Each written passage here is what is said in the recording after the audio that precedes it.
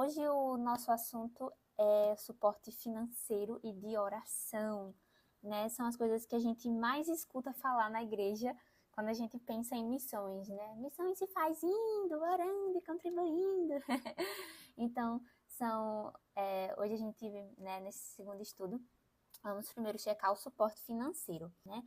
Lá em Filipenses 4, do 10 ao 2, diz o seguinte: Alegrei-me sobremaneira no Senhor, porque agora, uma vez mais, renovastes a meu favor o vosso cuidado, o qual também já tinhais antes, mas vos faltava oportunidade. Digo isto, não por causa da pobreza, porque entendi a viver contente em toda e qualquer situação. Tanto ser estar humilhado, como também ser honrado.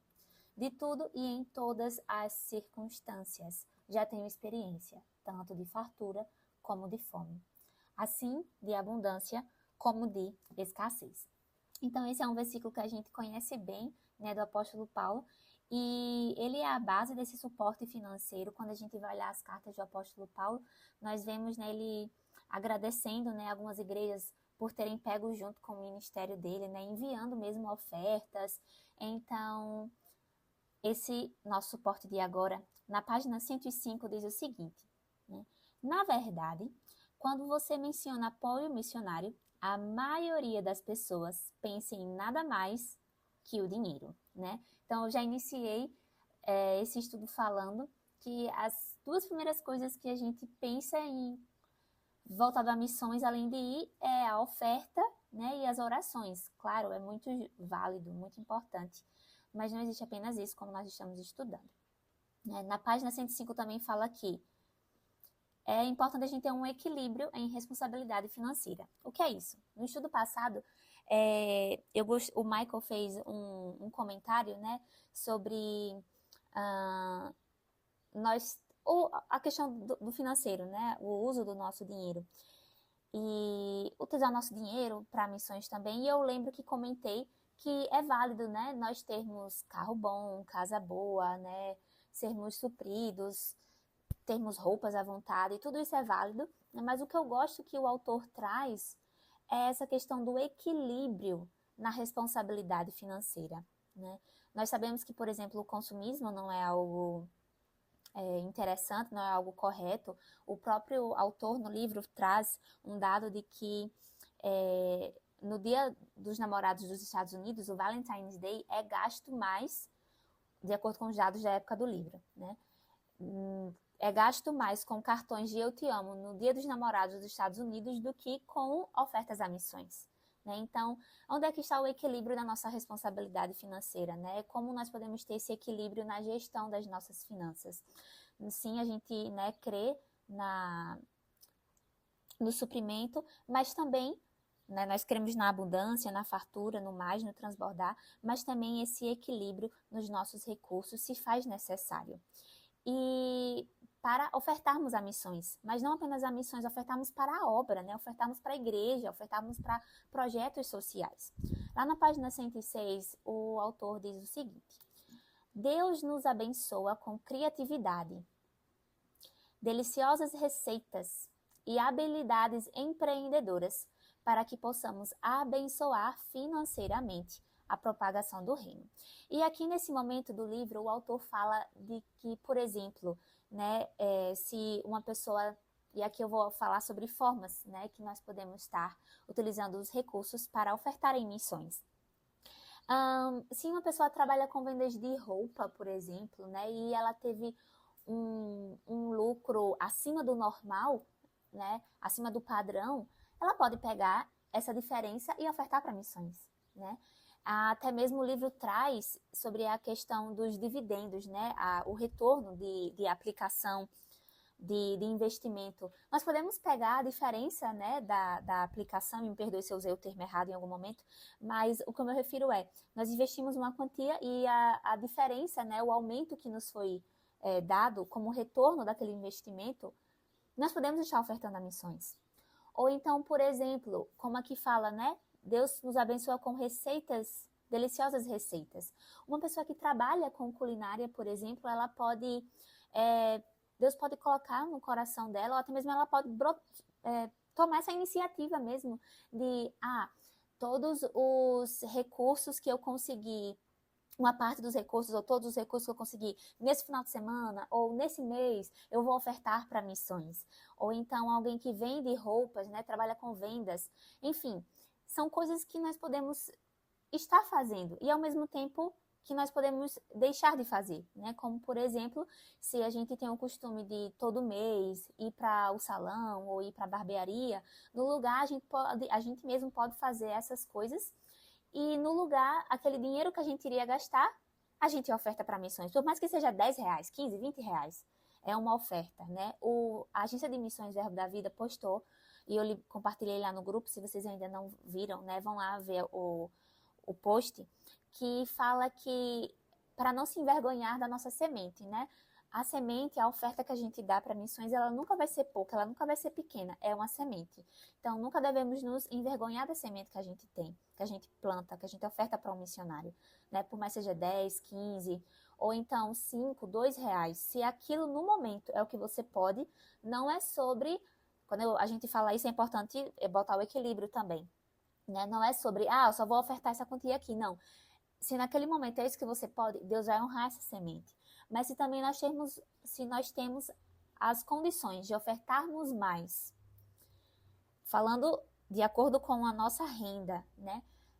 E nós não o fazemos, às vezes a gente está fazendo com que a gente seja impedido de receber mais do Senhor, né? Porque é plantando que se recebe. Então, e são alguns insights que a gente pode ter, né? Alguns starts, assim, né? Desbloqueios mentais que a gente pode ter quanto a esse assunto. Na página 109, o autor fala o seguinte: o Senhor nos dá a oportunidade de investir no seu reino. Eu amei essa frase, porque tem uma frase aqui, eu acho que é no de oração. Deixa eu pular aqui para o suporte de oração. No suporte de oração ele fala o seguinte: sem Deus não podemos, mas sem nós Deus não vai. Né? E a gente pode linkar isso com essa questão do financeiro. O Senhor nos dá a oportunidade de investir no seu reino.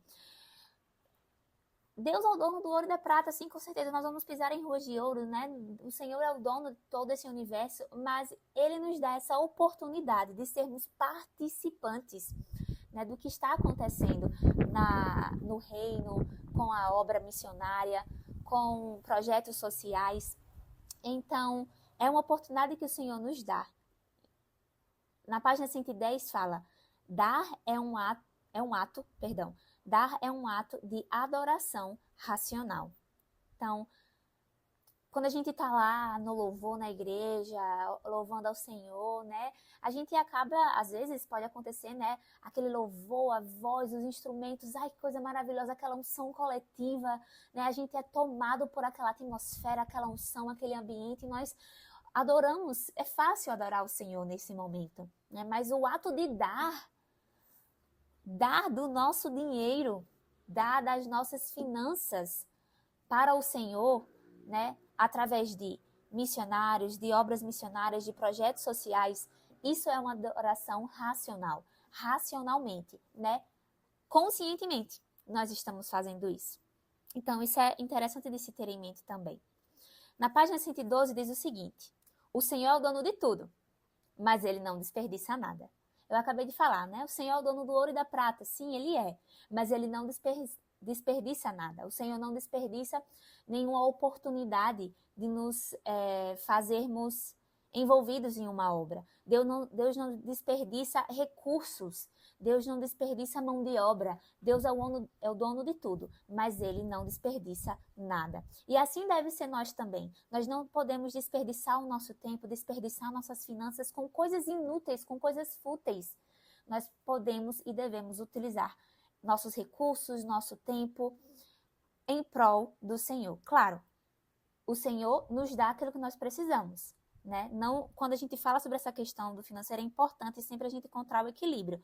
Sim, o Senhor nos supre de todas as necessidades, mas não é apenas sobre nós, não é apenas sobre eu ser suprido, não é apenas sobre eu estar bem. É como os irmãos na igreja primitiva, né? Quando a gente vê lá em Atos, acho que é 3 ou 4, fala que eles distribuíam, eles davam das suas coisas, dos seus bens para todos, e assim todos tinham.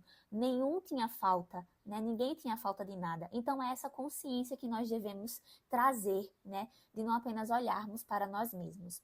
Olha aqui o dado que eu falei sobre o Dia dos Namorados nos Estados Unidos, está lá na página 112.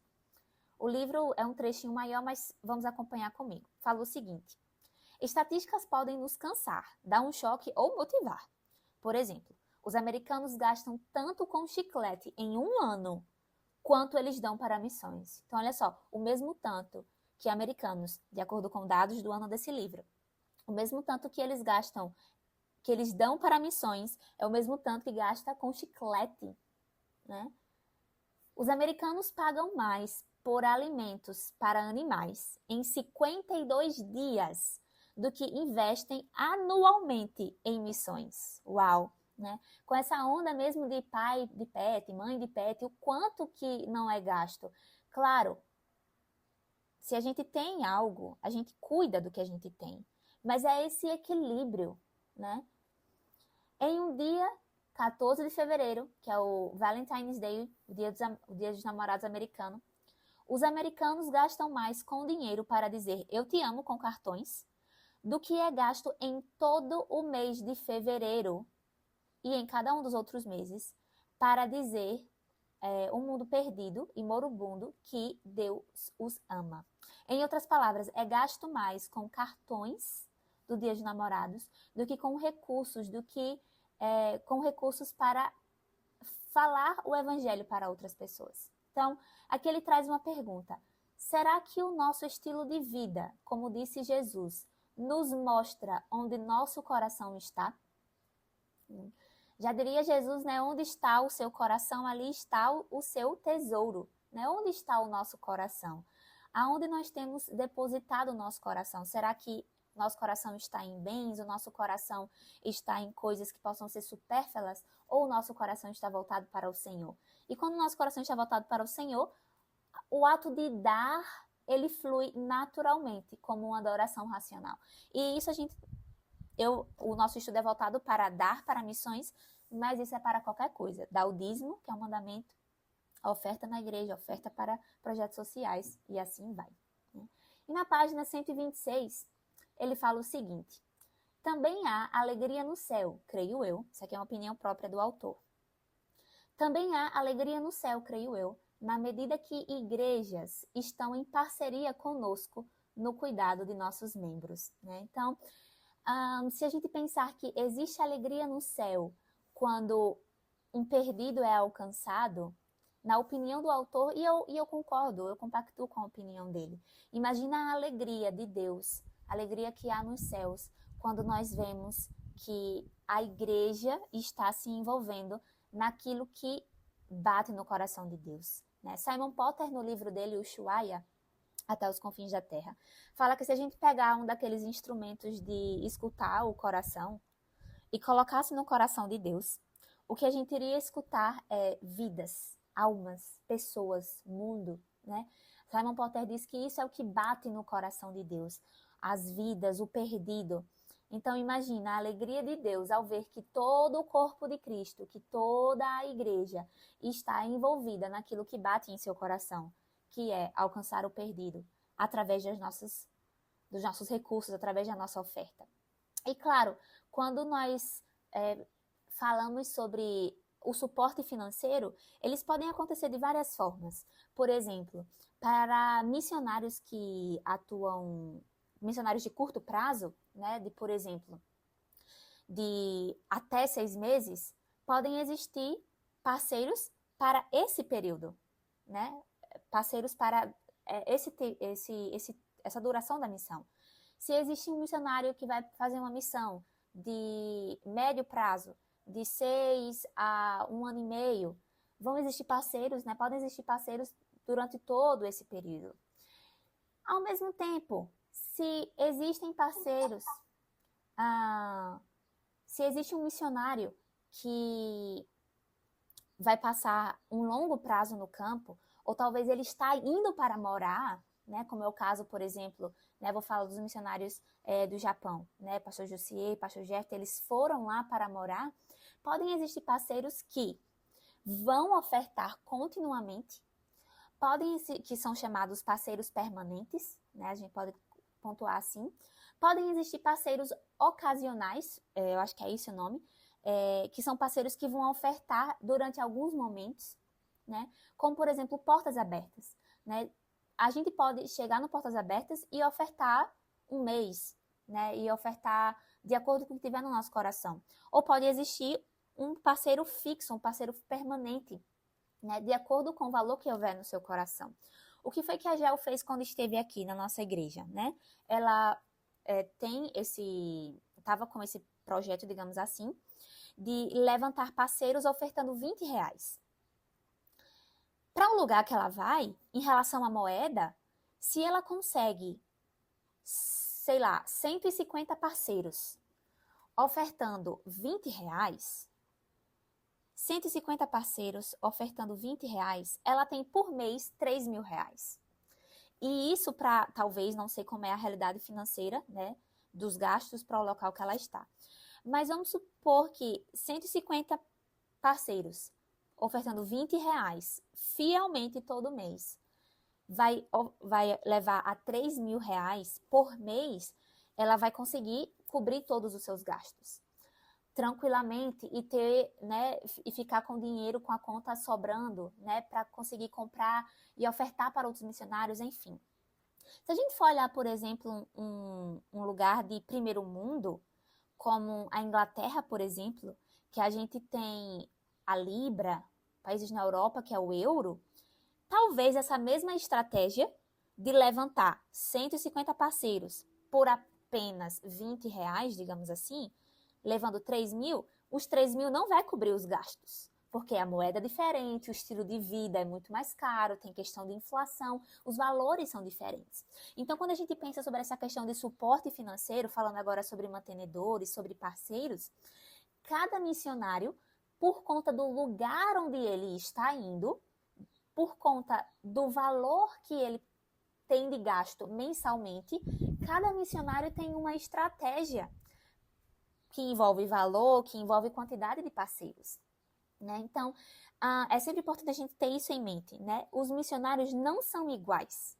Os missionários, eles têm por definição a mesma coisa, mas a atuação deles é diferente no que envolve as pessoas, no que envolve as estratégias, no que envolve as finanças, porque cada missionário está em um lugar que tem gasto diferente. Isso pode parecer muito óbvio, mas o óbvio precisa ser dito, porque tem gente que não entende isso, né?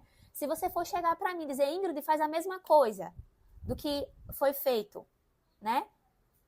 Será que R$3.000 cobre os gastos que eu terei em Tóquio? Não cobre, porque é um valor diferente. Então, a gente precisa ter isso em mente. Nem toda estratégia que um missionário usa serve para todos. Os missionários, eles estão em lugares diferentes. Então, o valor que eles precisam mensalmente é diferente. Para deixar bem mais claro, por exemplo, na Escola de Missões ano passado, um dos projetos, não vou citar o nome dele, porque eu não pedi autorização, lembrei agora, mas um dos alunos apresentou um projeto sobre, como se fosse a ONG Baluarte, né, uma organização para cuidar de crianças. E o país era o Congo, isso, era uma ilha lá no Congo. E ele falou que para cuidar de uma criança durante um mês, se eu não me engano, era uma média de R$50. Ou se não, muito menos. Era algo assim, muito barato para cuidar de um grupo de crianças. Era muito pouco dinheiro que ele precisava para fazer o projeto andar. Se eu for fazer um projeto com crianças em um país de primeiro mundo, será que só R$30 por 10 crianças vai suprir? É óbvio que não vai suprir. Não suprir em Arapiraca com os pequeninos. Então, cada lugar, cada missionário tem um valor diferente a ser arrecadado. E isso influencia na quantidade de parceiros que ele tem, né?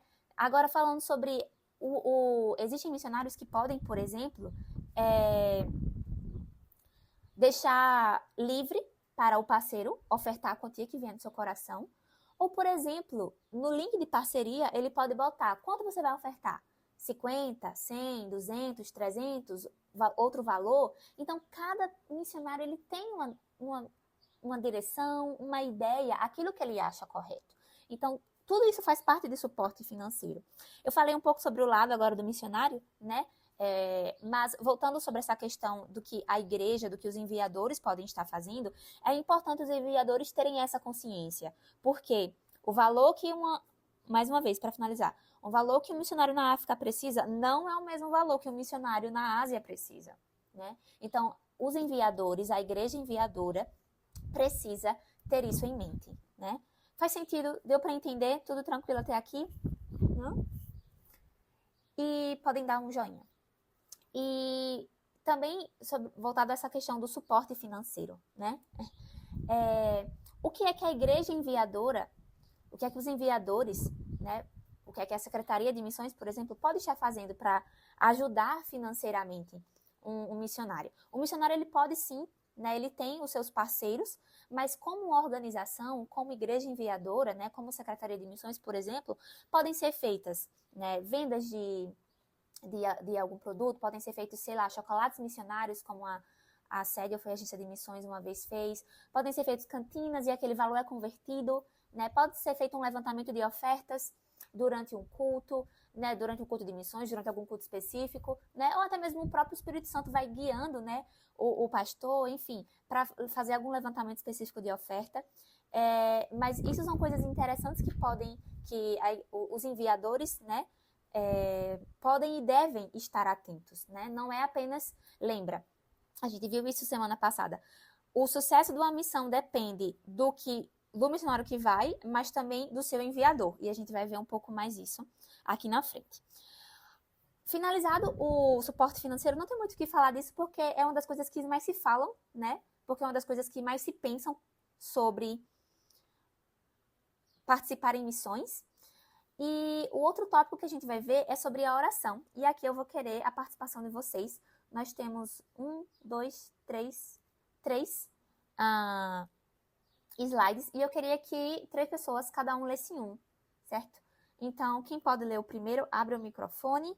O 923. Ellen, o resto eu não sei não, viu? Tá. Uma jovem adolescente participou de uma conferência de Keswick. Pode pular esses nomes, de Keswick. Em Nova York. O pregador foi Letters, LL.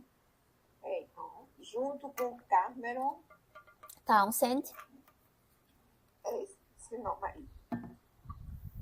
Eita. Muitos anos mais tarde fundaram esse nome aí. Fundaria a Wycliffe Bible Translators. Wycliffe Bible Translators é uma organização que traduz a Bíblia para povos não alcançados. Sim.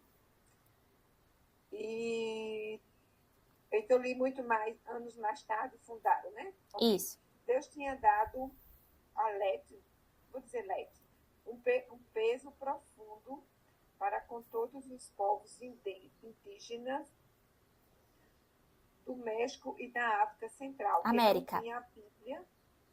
América. México e da América Central, que não tinha a Bíblia. Não tinham a Bíblia em sua própria língua. Falando na conferência,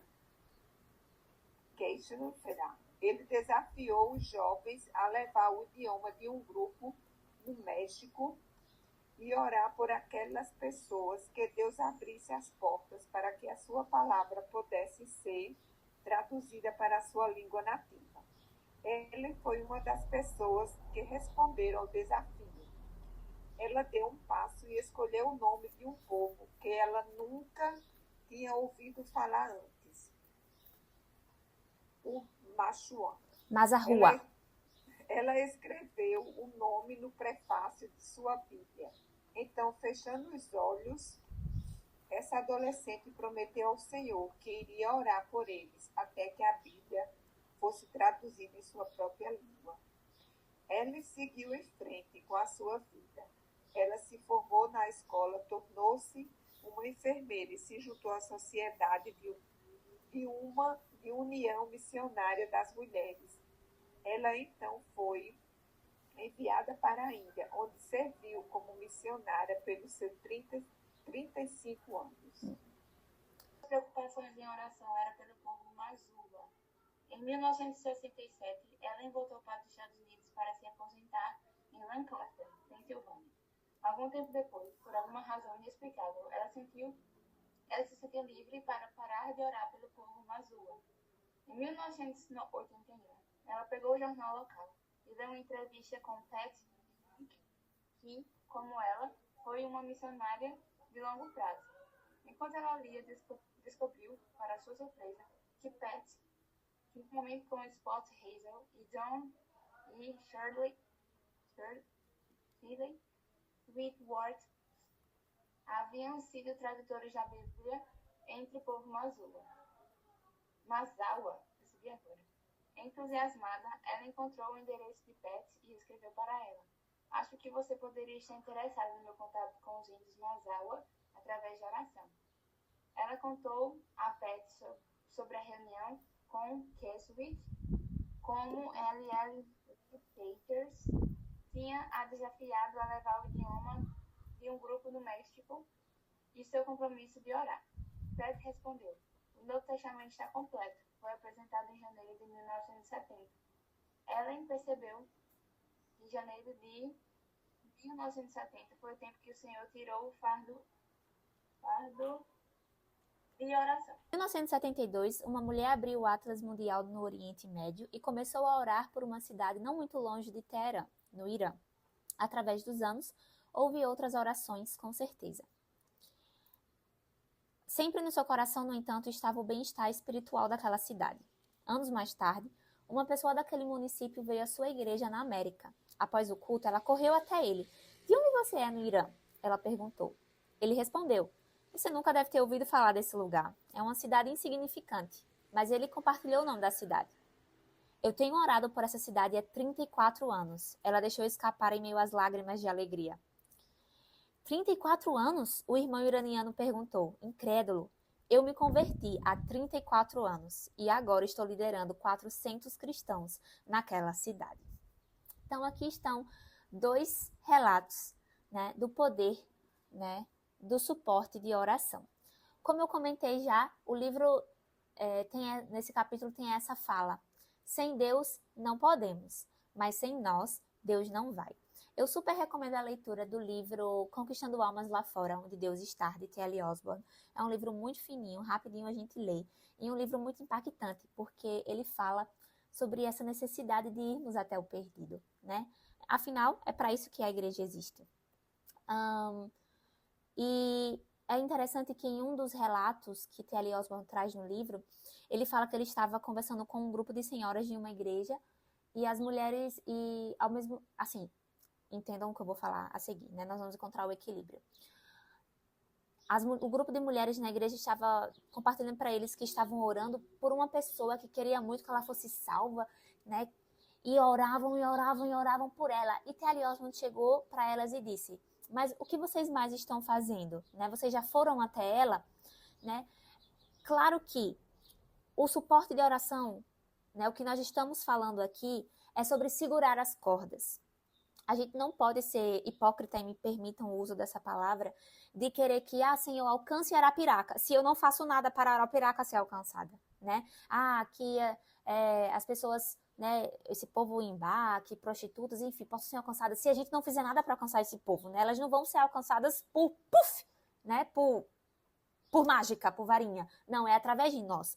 O que o livro fala sobre a questão do suporte de oração e aqui a gente também tem que encontrar esse equilíbrio. Não é apenas depositar na conta da oração e deixar que Deus faça as coisas, né? Não, quando Deus quiser a pessoa vai ser alcançada.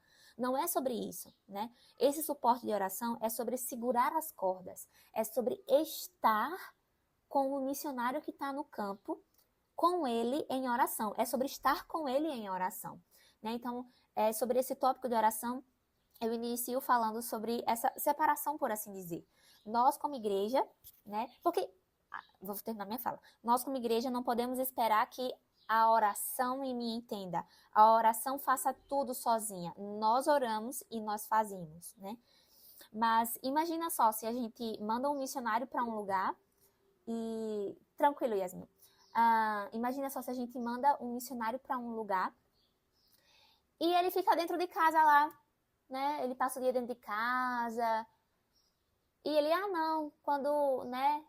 Eu tô aqui orando por esse povo, eu tô aqui orando por eles.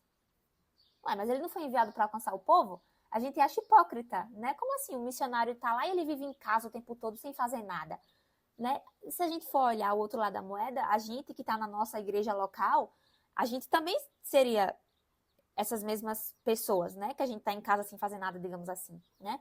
E eu sei que vocês estão entendendo o que eu tô querendo trazer aqui, certo? Nós já temos maturidade para entender o que eu estou querendo dizer. Então, só para me fazer mais clara mais uma vez, não é que a gente deva viver 24 horas, 24/7, 24 horas todo dia, o tempo todo, né, na rua. A gente tem uma vida, a gente tem que trabalhar, a gente faz as coisas, a gente tem família, sim, mas eu me refiro, nesse momento, sobre o que nós estamos fazendo, além de orar, tá? Isso eu falo sobre como igreja enviadora. Como suporte de oração, né, na página 131, fala o seguinte: em sua soberania, Deus voluntariamente se uniu à cooperação humana. Ele está indissoluvelmente ligado à oração de fé de seus filhos. Ele funde seu trabalho com a oração do homem. Deus funde, Deus realiza, Deus concretiza seu trabalho com a oração do homem, né?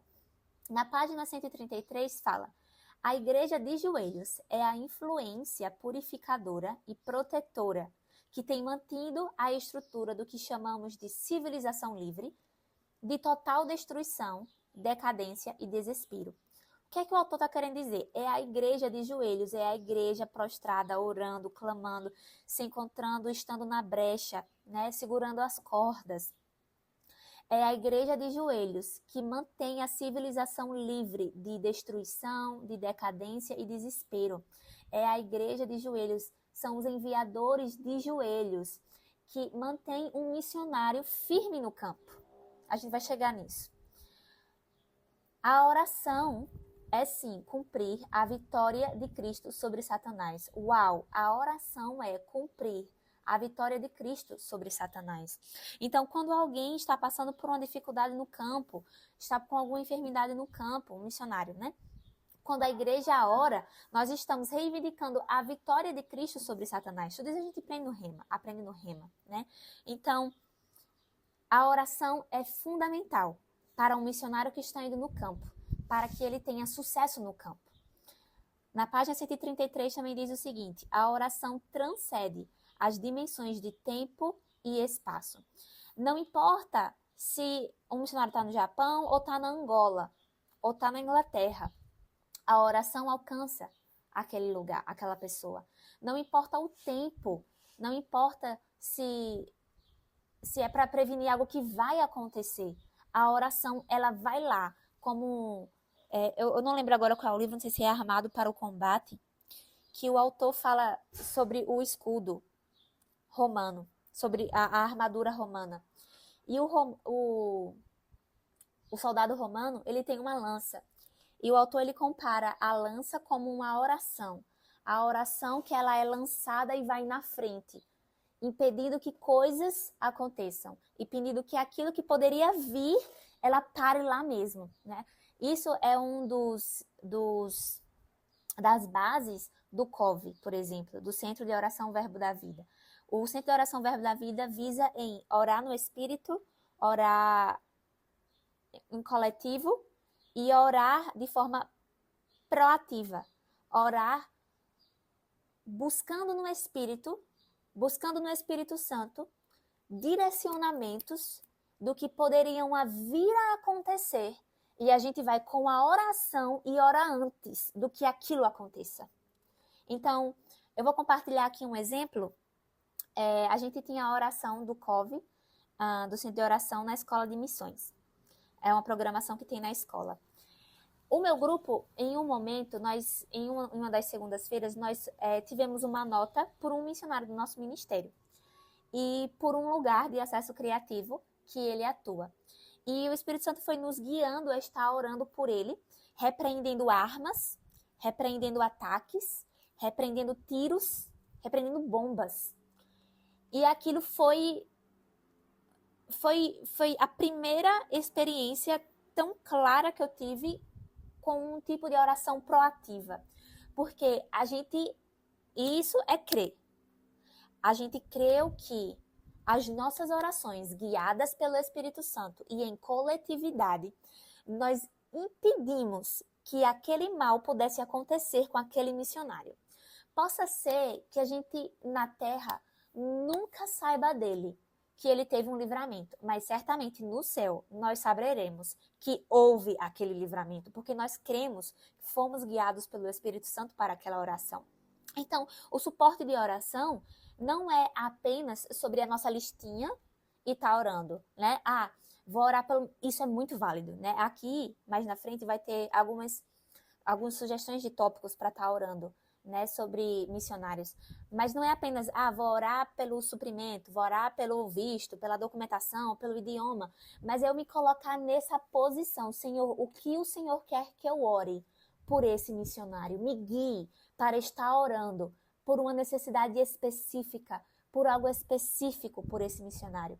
É sim orar por aquele pedido de oração que ele levanta, que ele pede oração, mas é estar nesse local de posição pelo Espírito, para o Espírito nos dizer o que orar. Isso é uma oração proativa. E nós temos aqui, é a oração de uma igreja. Olha isso.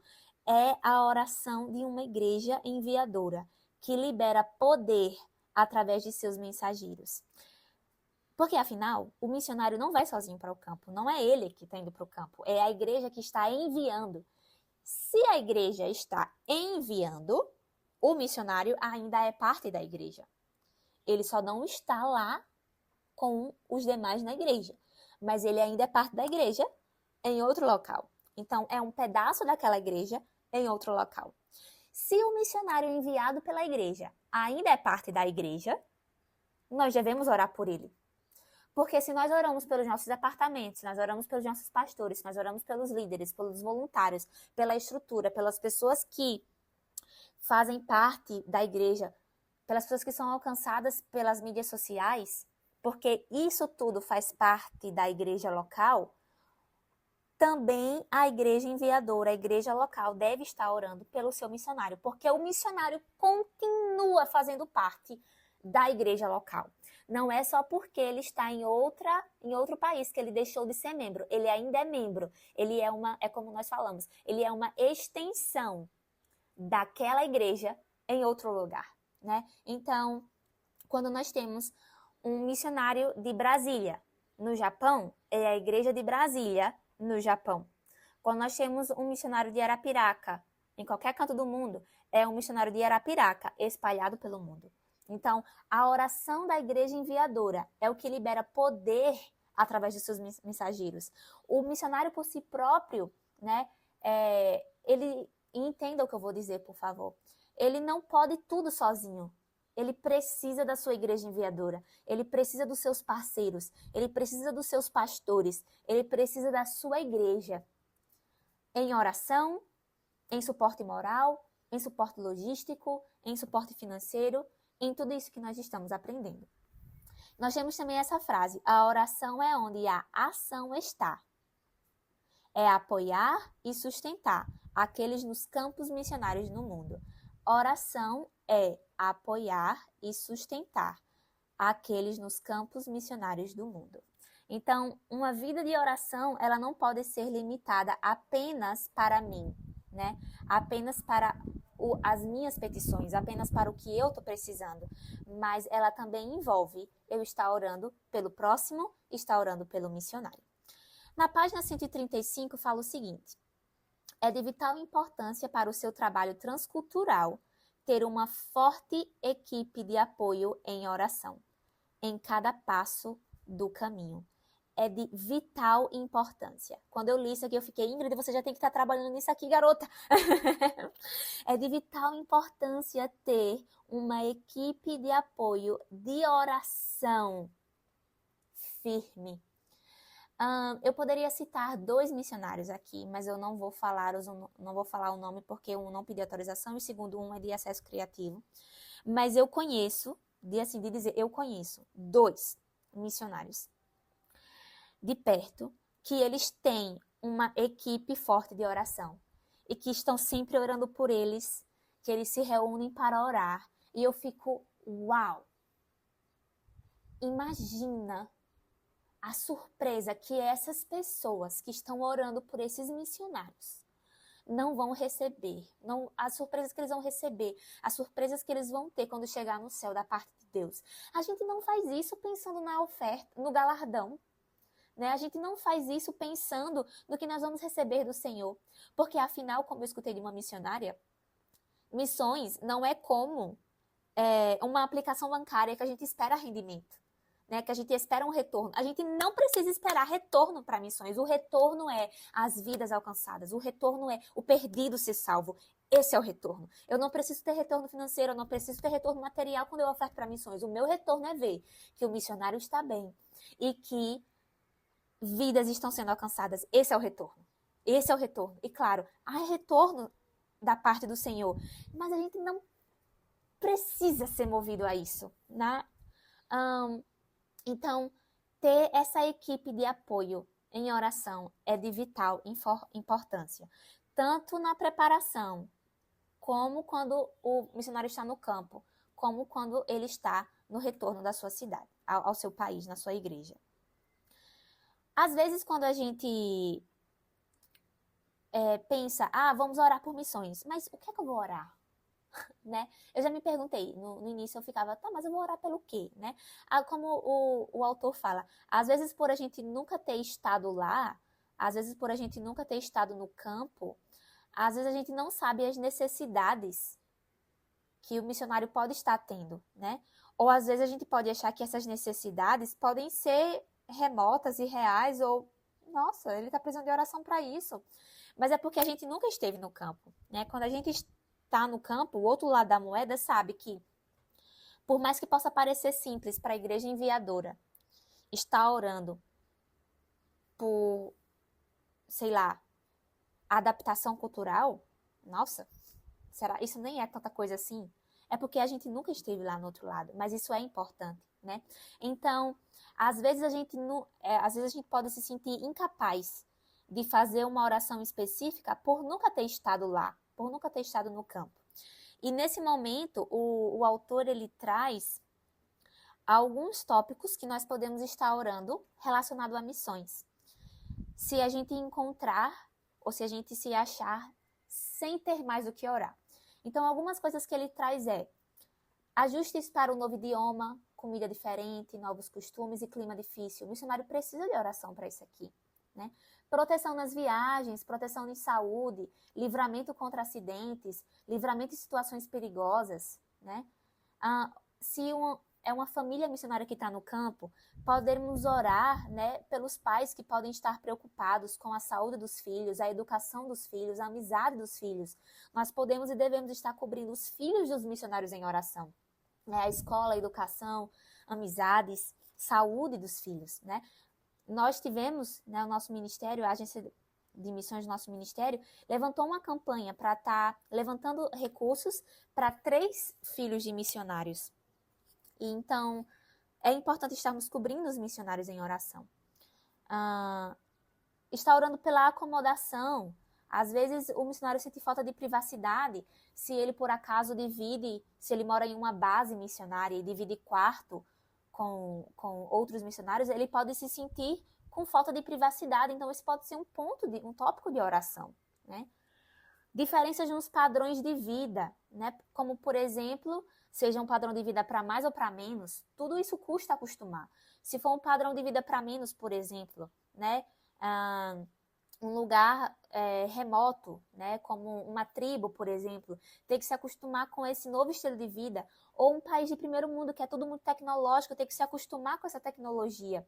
E às vezes a compra é você mesmo que paga, e não tem o idioma português. Poxa, como é que eu vou entender o que é que eu vou pagar? Isso é uma diferença de padrão de vida, que deve ser levantada em oração. a falta de conveniências de casa, né? A falta desse costume, da facilidade de casa, do padrão normal de casa, né? Está orando, o missionário pode se sentir sozinho, a saudade, né? A falta de comunhão com os outros. E aqui eu estou orando sobre a família do missionário, porque eles também sentem saudade, eles também sentem falta. Então, está orando pela família do missionário. Está orando por relações interpessoais, né? Está orando sobre saber lidar com preconceitos. Às vezes, um missionário ele vai para um país que a cor de pele dele, o jeito que o cabelo dele pode resultar em um preconceito. Então, está orando por essas coisas e até mesmo por egoísmo. Perdão, aqui é egoísmo.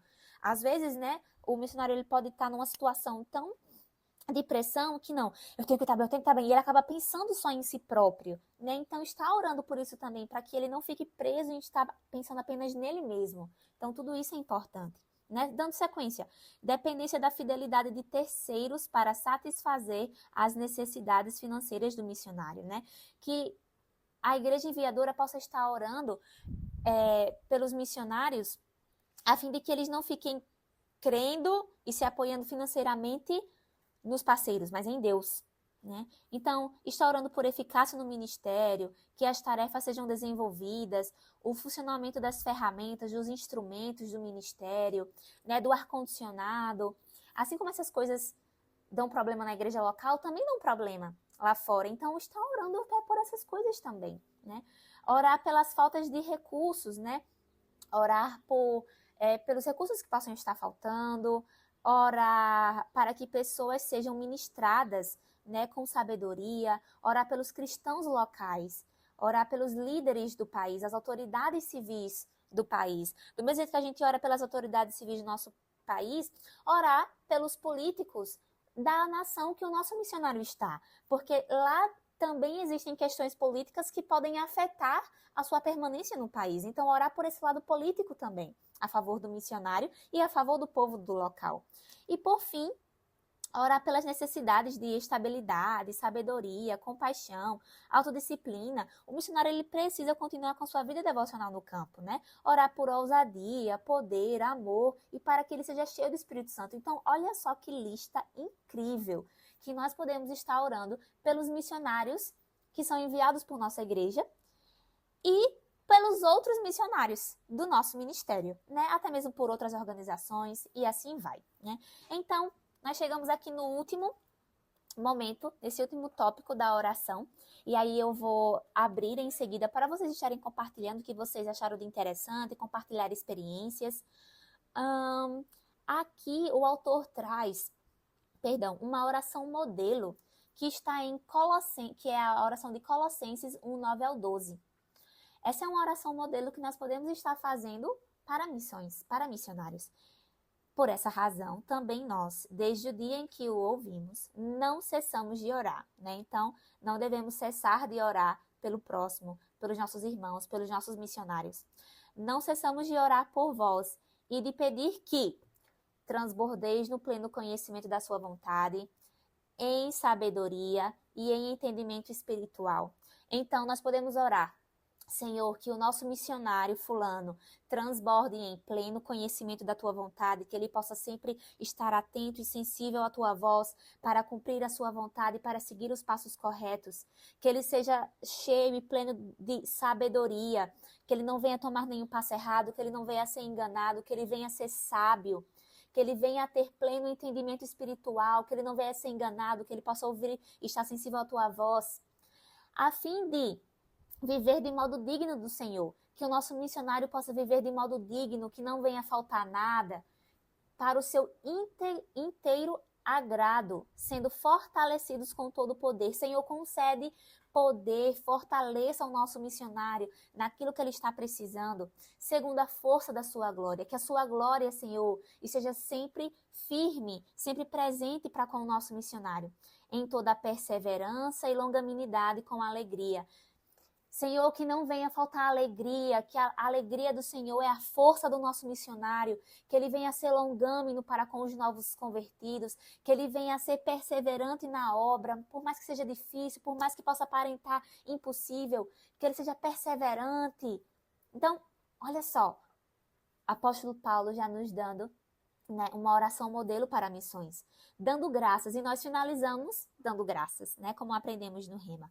Graças, Pai, muito obrigado por essas orações, cremos que assim estão acontecendo, que vos fez idôneos a parte que vos cabe da herança dos santos, né, na luz. Então, nos fez idôneos, nos fez iguais, que nos fez participantes, a parte que nos cabe da herança. Não é só porque alguém é missionário que ele não é filho de Deus, que ele não tem herança, que ele não tem promessa, né? É engraçado porque às vezes o povo olha assim, né? E isso é comum, não falo como se fosse algo que só acontecesse comigo, mas é algo normal de se acontecer com missionários. Por exemplo, ele está se dedicando, né? O missionário não vai casar, não. Olha, tá há tanto tempo solteiro, não vai casar, não. É porque é missionário. E só porque é missionário não vai poder ter uma família? Existem, sim, missionários no campo do nosso ministério que estão solteiros, né? Outros foram solteiros para o campo, casaram no campo, têm filho que estão no campo, né? Mas a gente tem que entender isso, não é só porque alguém é missionário que ele vai deixar de ter uma graduação, que ele vai deixar de ter um celular bom, que ele vai deixar de ter um carro bom, que ele vai deixar de ter roupa boa. A herança dos santos pertence aos missionários, né? E infelizmente, talvez eu falando isso, você possa achar, nossa, para que falar isso? Mas infelizmente existem pessoas aí fora. Eu já escutei relatos que para eles, não, ele é missionário, ele não precisa de tudo isso. Ele é missionário, por que ele precisa desse celular? Ele é missionário, por que ele precisa desse carro? Porque ele precisa de um carro bom para a missão, para levar material, para chegar até a cidade, para chegar até a tribo.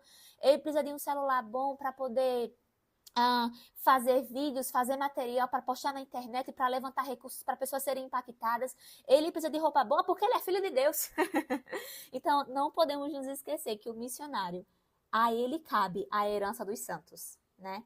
Então, agora eu queria ouvir de vocês o que vocês mais acharam de interessante, o que mais foi de insight, né? O que vocês mais podem compartilhar uns com os outros. Quero ouvir de vocês agora. Então, todos os dois tópicos é muito interessante. Quando você fala sobre a oferta missionária, foi algo que eu estava pensando esses dias e lembrei de um dos missionários que eu oferto, e é uma coisa tão pouca, assim, eu fiquei impactada. A primeira vez que eu mandei a oferta para ela me mandou uma mensagem, e aquela mensagem dela me constrangiu, porque eu falei assim, nossa, foi tão pouco, mas como essa pessoa ficou tão agradecida, né? E, assim, aquele pouco faz toda uma diferença para aquele missionário. Então, isso é muito impactante mesmo. E uma coisa que eu tenho, eu creio que não é eu, mas é o Espírito Santo mesmo, que tratando isso. Quando você dá uma oferta, um valor simbólico ao missionário, não tem que ficar constrangido, porque eu não fui levantada para suprir toda a vida daquele missionário lá, para suprir todas as necessidades dele. Há multidões de pessoas ajudando a ele. Então, eu não posso me constranger de eu mandar 5, 10 reais para um missionário. Um exemplo, né? Então, isso assim, Deus tem tratado bastante isso comigo. E uma outra coisa assim que me chamou bastante atenção foi na oração, né? Foi vários tópicos de oração assim que me chamou muita atenção, mas um deles foi orar pelos políticos daquele país. Que coisa assim bem interessante, que nunca passou na minha ideia, na minha mente, e que realmente faz muito sentido, porque aquele missionário, ele está ali naquele país, não se sabe como está a situação naquele país. Então, orar pelos políticos daquele país é tão importante como realmente orar pelos nossos.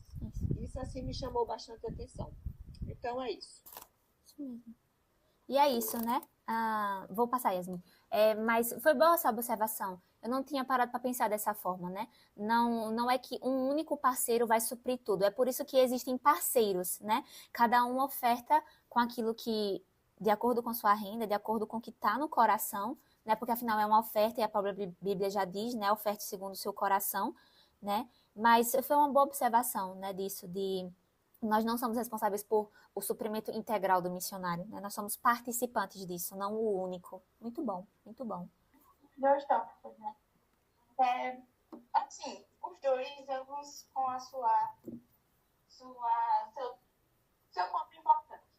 Mas o que mais me chamou um pouco mais de atenção foi na questão de ofertar, né? Porque eu lembro que toda vez quando é reunião meu Deus, de líderes lá em Maceió, como foi o pessoal, né? E a gente entende, né, que foi graças a esse homem, ao pastor Flavinho, que houve a visão, a ideia, a igreja, a revelação da palavra que nós temos hoje. Se não for o pastor Flavinho, que a primeira vez, quando o Renato ofertei, eu pensei num valor, eu disse, cara, esse valor já é muito alto. Aí eu pensei, não, vou dar esse valor aqui, não é nem lá nem cá. E depois, no ano seguinte, foi desse ano, aquele nem fez falta. Então eu fui, nesse ano, eu ofertei um valor maior. Eu entendi que não sou eu que tenho, esse dinheiro vai me fazer falta, isso. Então, Deus descobre também o pastor Paulino, mas eu sei que também é minha parte também é ofertar. E para isso, né? Isso. E falando, né, sobre esse quesito de ofertar para os missionários, eu lembro que ano passado, quando a gente teve uma workshop, não lembro agora, que foi com as duas meninas da Escola de Missões, eu lembro que eu pedi o Pix delas para tu, Ingrid. E eu lembro que eu pensei, vou ofertar para as duas esse mês. Aí, quando eu fui abrir o banco, só que um exemplo, né? Eu já estava eu pensei, valor. Quando eu abro o banco, estava valor para nada. Aí, quando eu abro o banco, estava basicamente o valor completo do que eu tinha gastado. E naquele mês eu não dei aquele valor. E eu estava pensando, e no mês seguinte eu disse que eu lembrei. E assim, eu fiquei devastada por conta disso. E isso me lembrou, né? Que nesses últimos tempos, Deus tem me alertado sobre isso. Tanto na questão de ofertar, quanto na questão de orar. Sim. Porque eu, filha de Deus, aqui em minha casa, eu preciso na minha casa, na minha nação, na minha cidade, com a minha família, eu preciso de oração. Eu preciso orar. E eu preciso de orações também. Agora, que está fora da sua, vamos supor, realidade dele, né? Dele, como ele nasceu. Que sabe. E essa questão política, como a mamãe falou, foi super interessante. Porque muda tudo. Um exemplo, o bicho missionário é questão política. Tudo é questão política. Por aquele missionário estar ali, é uma questão política. E a questão. Agora sim, uma coisa que eu lembrei.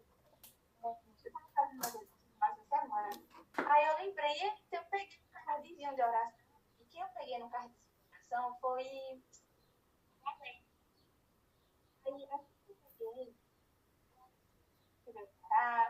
Porque fez a cirurgia e afins. Pronto, eu peguei ele no cardzinho. E eu lembro que eu peguei ele, porque assim que eu peguei ele, domingo, quando eu peguei no cardzinho de oração. Tá embolando um pouquinho a sua ligação. Fale mais perto do celular, não sei. Tá. Quando eu peguei o cartãozinho dele, eu lembro que era ele, porque eu peguei e saí rápido da igreja, eu peguei e pronto. E depois tinha uma programação em casa e eu simplesmente esqueci. Eu fiquei, cara, eu fazendo meu devocional, foi quando eu lembrei, tipo, 2 semanas depois, eu fiquei, cara, eu peguei aquele cardzinho. Se eu peguei aquele cardzinho, eu tava no meu coração de orar por ele. Só que eu simplesmente esqueci. Por quê? Porque aquele papelzinho ficou dentro de alguma bolsa, que eu não faço ideia qual é. Porque eu ainda vou procurar, enquanto eu estava escutando, eu disse, acho que está dentro dessa bolsa aqui, eu vou procurar e vou realmente me comprometer, deixar dentro da minha Bíblia e me comprometer em orar por ele, porque é algo que eu me comprometi em orar por aquela pessoa. Porque eu entendo agora que a oração é simplesmente fundamental para todo filho de Deus, né? E também os missionários para todos os colaboradores.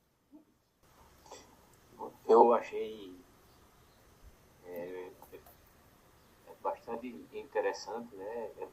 Essa questão de orar políticos do país que eles estão. Eu ainda não tinha pensado nisso.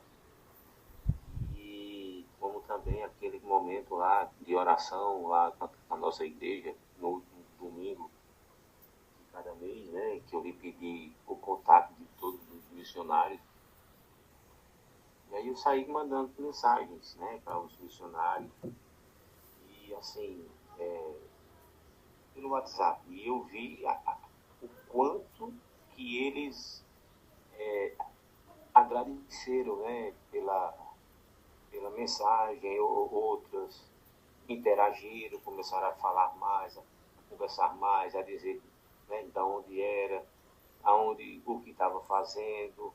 Então, eles se sentem importantes com isso, né? Eles não se sentem esquecidos. Isso é uma das mensagens que eu tive de retorno. Então, assim, a importância de estar orando, sim, e também a importância de estar mandando uma mensagem para ele, dando uma palavra de ânimo, de força, de gratidão, enfim, de ânimo para eles. Então é isso aí. Foi muito boa essa apresentação, gostei muito, foi muito válida. Saí daqui, estou saindo daqui aprendendo muito mais coisas assim. Então, assim finalizamos nosso segundo estudo da missão de enviar